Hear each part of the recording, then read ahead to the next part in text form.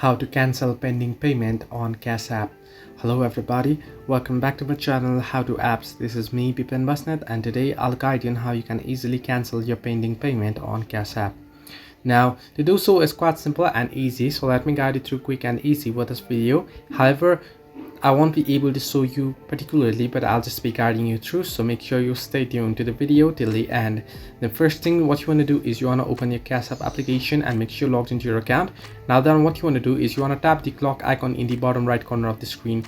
Once you do so, select the payment that is pending. You'll find your list of payments there, and once you open up the payment that is pending, you want to simply tap on cancel payment to cancel the payment. Once you have canceled the payment, the funds will be returned to your Cash App balance. It might take some time, however. So this way you can easily cancel pending payment on Cash App application. Hope this helped you. Do like and subscribe, and do not forget to leave a comment down below if you have any further issues.